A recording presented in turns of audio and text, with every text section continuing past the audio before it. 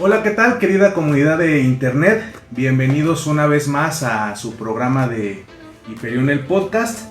El día de hoy tenemos de nueva cuenta a la poderosísima psicóloga Lina Bravo, que nos trae un tema muy interesante que tiene que ver con la cuestión de la desigualdad social. Cuéntanos, Lina. Exactamente como dice Harry, hoy les traigo el tema de desigualdad social, visto en este sentido desde una perspectiva económica. Traigo algunos datos, algunos conceptos y algunas cosillas ahí también como relacionadas justamente al concepto de desigualdad. Yo lo elijo pensando justamente en cómo fue afectando la pandemia, por lo que, si se dan cuenta, hubo muchas situaciones de economía, en cuanto a que muchas personas seguramente no tenían el recurso económico para sustentar algunos de sus gastos, algunas de sus situaciones pues personales, y pues viene de ahí, ¿no? Porque también había otras cuestiones que en algún momento también personas decían, no, es que hay como cierto privilegio, ¿no? En el que algunos sí tienen, algunos otros no. Y pues ahí como que se veía esta separación de la población, se veía esta distinción. Me acuerdo también como por ejemplo aparecía Samuel García, de que decía, ay, es que yo gano tanto, que lo obligaban supuestamente a ir a... Humildemente 50,000 pesos, ¿no? Ajá, y que tenía que ir a un golf para que le pagaran, y tú dices, ay, yo quisiese, pero no pudiese. Oye, ¿y cómo crees tú que se origina esta cuestión de la desigualdad? Pues es que primordialmente el ser humano se da como a la tarea de separar y de organizar. Parece que es una situación un tanto fascinante para el ser humano, porque regularmente tiende a hacer estas separaciones, estas divisiones. Esta no es como la única forma en la que podemos verlo, observarlo, sino que también hay algunas otras, pero bueno, en esta sí nos interesa más explícitamente la división en cuanto a la sociedad. Y lo podemos notar cuando se dividen en la clase alta, media baja y baja. Y de cierta manera parte como una clasificación de poder. Uh-huh. Si te das cuenta, es medio curioso también a la par, porque pues finalmente el pueblo es quien le da poder y también le da como este seguimiento, este sentido a que se hagan como estas divisiones o estos sectores, y solitos nos segmentamos y nos hacemos minorías de cierta manera también. O sea, no es totalmente nuestra responsabilidad, pero sí tenemos una gran participación en ello. Ok, fíjate que es muy interesante este tema, porque particularmente cuando me había tocado hacer investigaciones ahí en el posgrado, muchas de las veces utilizábamos estas variables que nos marca el Banco de México o el Banco Internacional, de las variables socioeconómicas, ¿no? Y a partir del ingreso que tenían los encuestados, pues tú podías saber la capacidad adquisitiva que tenían conforme a sus ingresos económicos, y se hacía esta, digamos que diferenciación para poder ubicar cómo impacta la cuestión del ingreso económico en la salud mental. Pero bueno, tú, a partir de esto que investigaste, ¿sabes si hubo algún momento específico en el que se comenzara a generar esta idea de la desigualdad? De hecho, sí. Quien vino a darle como sentido a este concepto de desigualdad o a esta palabra, y que de cierta manera empezó como a clasificar, o al menos lo que encuentro en esa investigación, fue Karl Marx. Uh-huh. Al momento de introducir el término de capitalismo. Y es que, por ejemplo, también investigaba algunos datos, y según la ONU, 2/3 de la población mundial vive en países con desigualdad. México... Ay, caray. Ay, Lolita. Sácalo, que no paga renta. No, uy.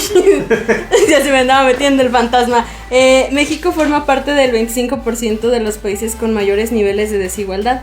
Uh-huh. Y por ejemplo, había como un... ¿Cómo te diré? Había un coeficiente que me parece se llama Gini o Gini, no sé cómo se pronuncia, y México está en el 0.48, donde el 1 es el punto que corresponde a la perfecta desigualdad y pues el 0 es el punto de mayor igualdad, ¿no? Uh-huh. Pero entonces aquí también con este dato nos podemos dar cuenta de que estamos como tambaleándonos, ¿no? Entre la como igualdad y desigualdad. Más o menos a la mitad. Uh-huh. Entonces ahora lo que preocupa o lo que queda a ver es de qué lado se mueve más o se va a mover más la balanza. Si vamos más hacia la igualdad o si vamos más hacia la desigualdad. Uh-huh. Ok. Cuando tú hablas de desigualdad, ¿a qué te refieres? Te la voy a regresar. A ver. ¿A ti qué se te ocurre al escuchar el término? Bueno, pues yo siento que hablamos, por ejemplo, de las oportunidades, ¿no? Principalmente creo yo, cuando se habla de desigualdad, hacemos referencia a algo económico, ¿no? Que tal vez los trabajadores pues ganan muy poco por la hora de trabajo, trabajan muchas horas y el dinero no les rinde. Uh-huh. Bueno, yo lo hablo así como de una manera muy, muy general, porque luego si me enfoco, bueno, sí me estoy enfocando en algo específico, pero si lo meto todavía más específico, pues también se van a dejar seguramente algunas cosas, algunos aspectos de lado que ciertamente son importantes. Entonces, ya dando a conocer algunos aspectos más específicos, serían, por ejemplo, la expectativa de vida, la facilidad que tienen las personas para acceder a los servicios de salud, uh-huh. La educación en cuanto a su calidad o incluso los servicios públicos. Ya ves que hablábamos un poco de esto en el podcast de los duelos, de cómo algunos no podían porque no tenían acceso a este sector de la salud. Ok. Particularmente ahorita me hablas de varios tipos de desigualdad. ¿De qué manera estas desigualdades pueden afectar a la población? Fíjate que está muy buena esa pregunta.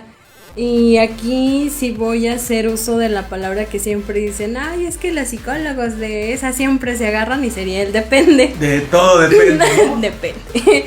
¿Por qué depende? Pues porque puede haber una situación que se presente y seguramente puede afectar de maneras distintas o también incluso de acuerdo a las posibilidades que la persona vaya a tener, pues también van a afectar o no, van a tener un impacto distinto.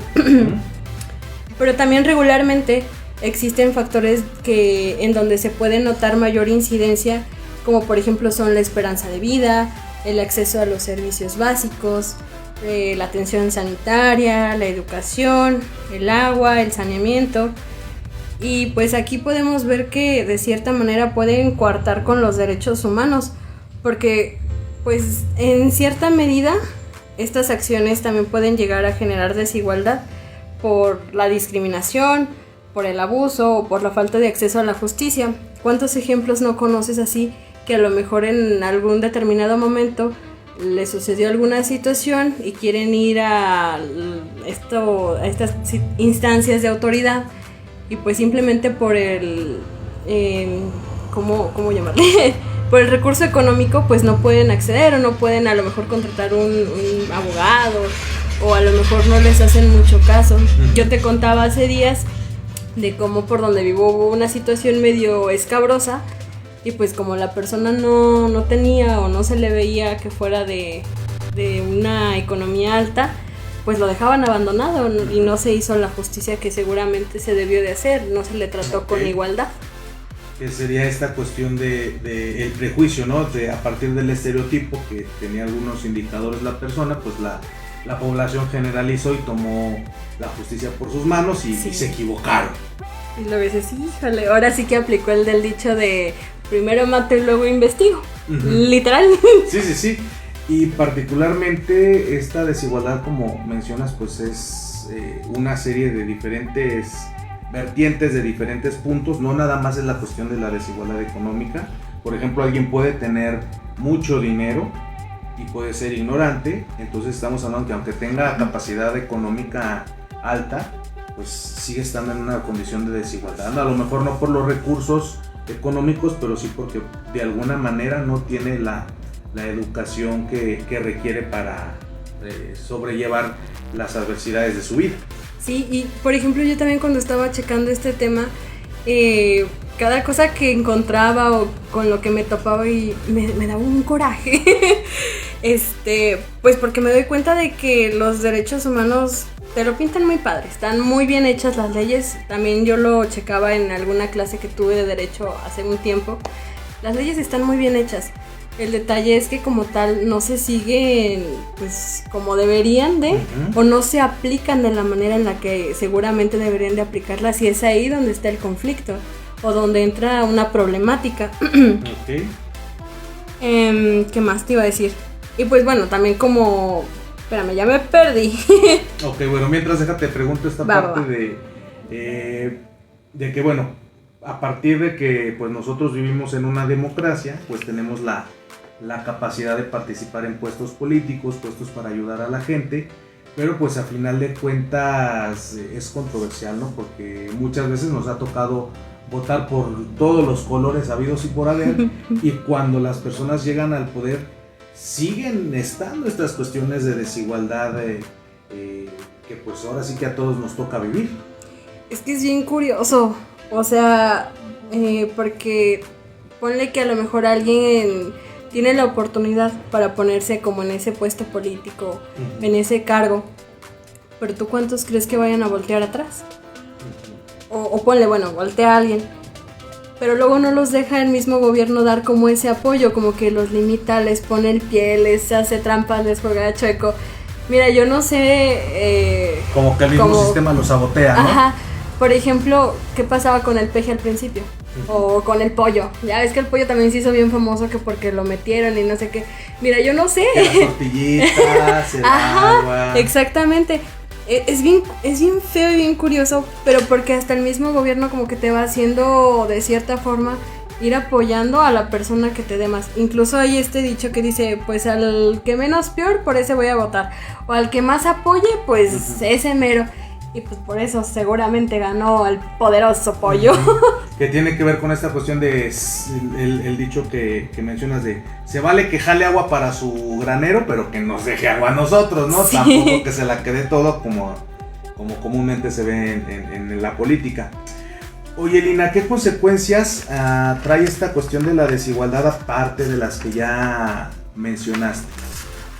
Pues mira, desde hace mucho tiempo es ciertamente conocido y también ciertamente aceptado que los niveles de desigualdad suponen ciertos costes elevados sociales.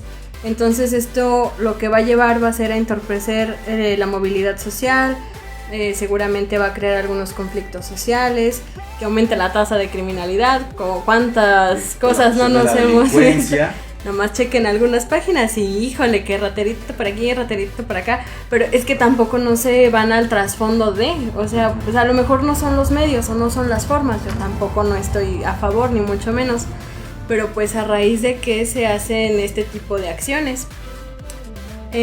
También reducen, por ejemplo, las perspectivas en el mejor mercado laboral. Ajá. Como no hay oportunidad, pues lo vas ligando si te das cuenta. Entonces, pues también esto impide que la economía pueda aprovecharse del todo en los grupos más vulnerables. Por eso es que de repente vemos que algunos mexicanos se van de aquí, se van para otro lado, porque seguramente tienen mejores oportunidades laborales o pueden crecer de una mejor manera, o el trabajo sí es mejor remunerado que aquí. Ok. Particularmente, pues esta cuestión de la fuga de cerebros, en el caso de las universidades, o la fuga de capital, que muchas empresas por la misma tasa de criminalidad, de extorsión, pues deciden llevarse sus inversiones privadas a otros países porque ya sea que les cobran menos impuestos o que pues no les están fregando ahí con la cuestión del derecho de piso, ¿no? Uh-huh. También, por ejemplo, estaba checando los estudios y algunas gráficas y dicen que 7 de cada 10 personas no van a poder cambiar jamás su situación económica, y que más de la mitad de las personas que nacen con un cierto nivel social difícilmente la perderán. Entonces, imagínate, si yo nazco pobre, seguramente me voy a quedar pobre toda la vida. Uh-huh. ¿Y de quién depende todo esto? Pues de los niveles más altos. Y pues no es justo, porque de alguna manera lo pienso, y entre más hagamos o intentemos crecer, pues parece que los otros niveles de alguna forma tratan de obstaculizar que nosotros tengamos este crecimiento. Uh-huh. Como decía hace rato, son los que nos ponen el pie y pues esto no lleva a nada porque no da para la nivelación, o sea, es todo lo contrario. Ok, que tiene que ver principalmente, por lo que tú me mencionas, con estas dos variables. Hay muchas, pero como que las que más destacan es la gente que nace con un cierto nivel económico. Si es medio alto, difícilmente lo pierden. Si es bajo, difícilmente pueden escalar. Y sobre todo la cuestión de la educación, ¿no? O sea, a pesar de que está esta cuestión de la meritocracia, de que no porque estudies mucho vas a ganar mucho, sí es esta situación de que esas oportunidades que se le dan a la población generan esa desigualdad. A la gente que tiene más se le dan más oportunidades, a la gente que tiene menos se le quitan las oportunidades. Entonces, básicamente, si hubiera una mejor redistribución de riqueza y hubiera más oportunidades, esto estaría un poquito más nivelado, ¿no? Sí, exactamente. Ok, muy interesante el tema de hoy, Lina. No sé si quieras dar cierre con alguna opinión que tengas por ahí que quieras agregar ya para poder pasar al siguiente programa. Pues mira, por ejemplo, también, es que es mucha estadística y mucho concepto, pero Todavía era porque está muy interesante. Y por ejemplo también en cuanto a la vulnerabilidad económica, yo lo veía los datos como muy desalentadores, porque pues si bien no somos uno de los estados más pobres, pues estamos lejos también de ser de los más ricos. Y pues volvemos a lo mismo, existe una desproporción muy significativa que pues seguramente por ahí después vayamos a estar batallando. Yo también lo checaba cuando en algún momento por salud corporal por salud física me fui a Monterrey un tiempo.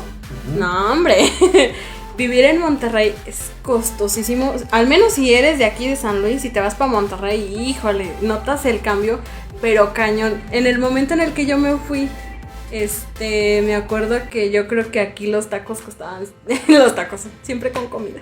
Pero ¿Las bueno, cocas? Las cocas, no me acuerdo cuánto costaban, pero los tacos costaban como 5 pesos aquí, allá costaban 12. No, hombre, era un relajo también para como que nivelar esa parte de la economía. Entonces, imagínate, o a lo mejor no nos vayamos tan lejos. En ciertas colonias, ciertos lugares de aquí también de San Luis, hay una desproporción en cuanto a los precios y los costos. Yo me acuerdo mucho de que en una ocasión le contaba a alguien, pues los gansitos cuestan 10, ¿no? Aquí por donde vivo.